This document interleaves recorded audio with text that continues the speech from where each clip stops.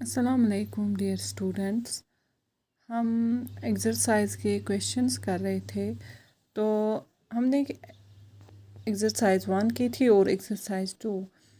आज हम एक्सरसाइज 3 का क्वेश्चन नंबर 1 देखेंगे। What is the kinetic energy of an object.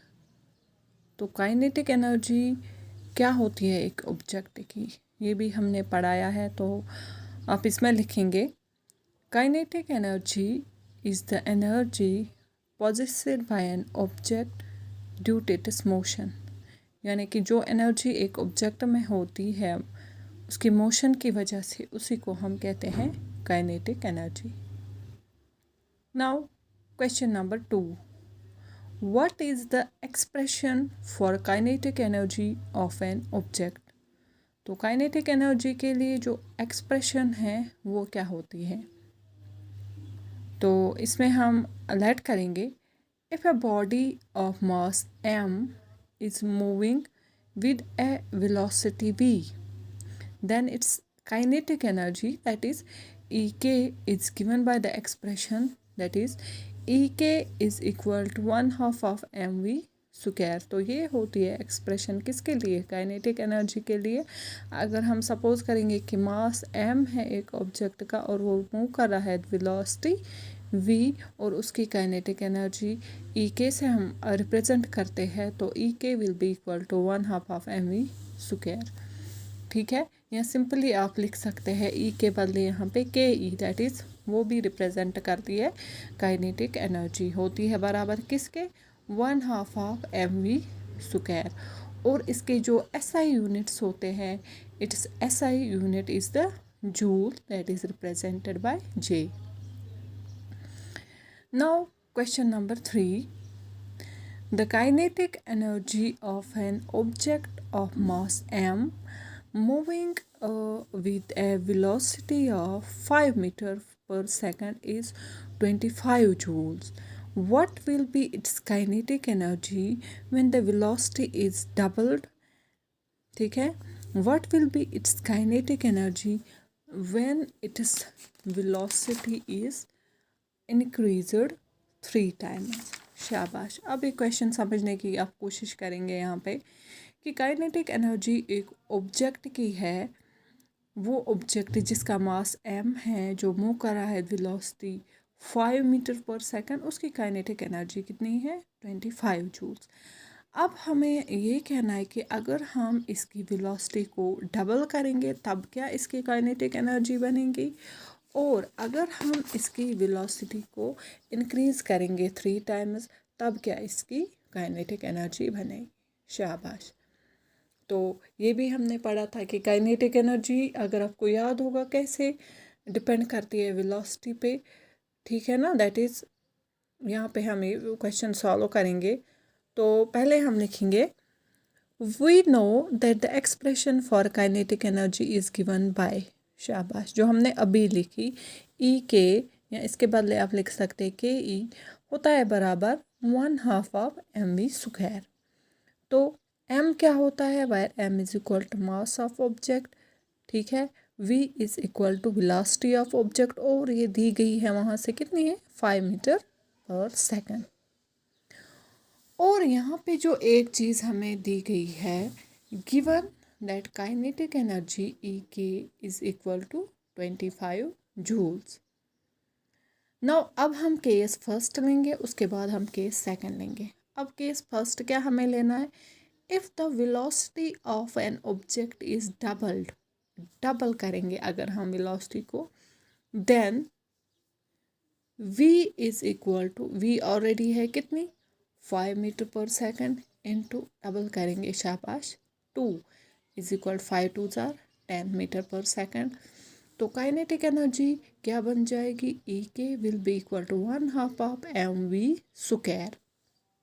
तो kinetic energy is proportional to the square of the velocity. तो इस एक्सप्रेशन से ये पता चलता है कि जो काइनेटिक एनर्जी होती है ये प्रपोर्शनल होती है to the square of the velocity. So V square will be equal to 5 × 2 whole square, है ना। या सिंपली आप लिख सकते हैं, यहाँ पे जो वेलोसिटी आपको निकली 10, तो 10 को हम यहाँ पे स्क्वायर करेंगे, that will be equal to 100 joules. तो काइनेटिक एनर्जी अब कितनी बनी? शाबाश। Therefore, kinetic energy becomes 4 times its initial velocity, है ना। तो काइनेटिक एनर्जी हम बोल सकते हैं कितने टाइम्स इंक्रीज हुई? 4 टाइम्स, है ना। Kinetic energy becomes 4 times it is initial velocity. तो जब भी हम वेलोसिटी को यहाँ पे डबल करेंगे तो काइनेटिक एनर्जी कितनी बन जाएगी? 4 टाइम्स बन जाएगी, ठीक है। तो इसके बाद है case second, if the velocity is increase 3 times. अब अगर हमें वेलोसिटी 3 टाइम्स इंक्रीज करनी होगी तो इसकी काइनेटिक एनर्जी क्या बनेगी? Kinetic energy will become 9 times it is original. कैसे? क्योंकि kinetic energy directly proportional V square, अगर हम 3 को स्क्वायर करेंगे तो बन जाएगी 9 टाइम्स, ठीक है।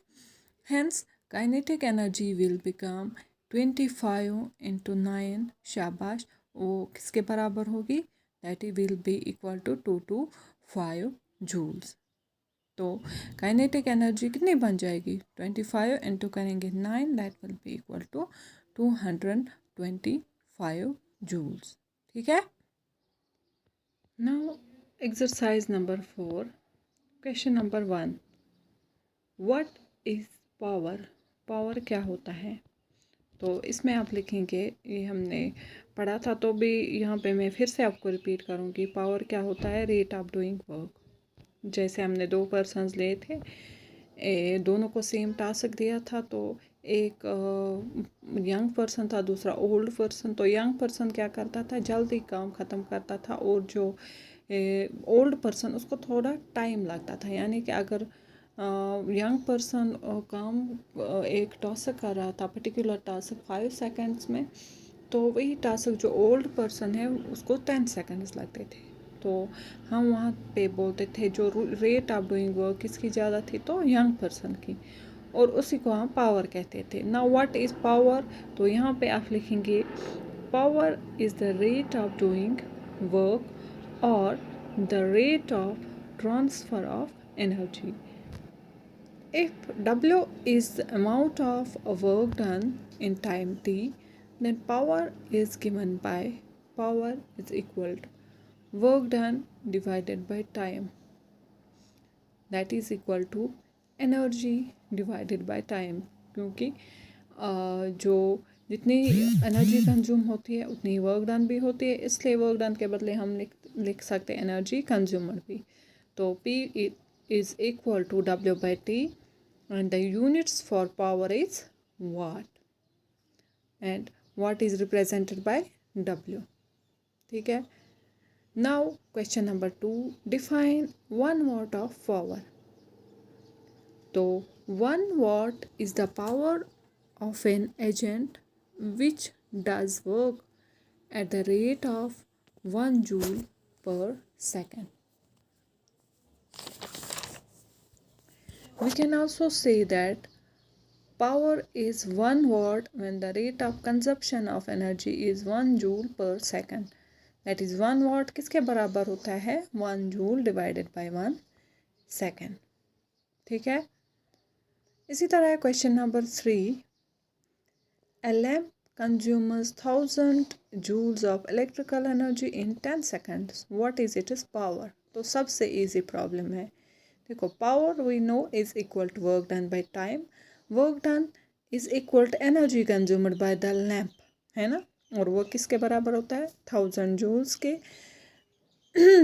टाइम होता है बराबर यहाँ पे कितने? 10 seconds. Therefore power will be equal to energy consumer divided by time taken, that is energy consumer यहाँ पे कितनी हो रही है? 1000 joule divided by 10, that will be equal to 100 joules per second, or that is simply equal to 100 watt. Now question number 4, define average power। average power क्या होता है? तो ये भी हमने डिफाइन किया था, और आप यहाँ पे फिर लिखें, average power is obtained by dividing the total amount of work done in total time taken to do this work, that is average power होता है बराबर total work done divided by total time taken.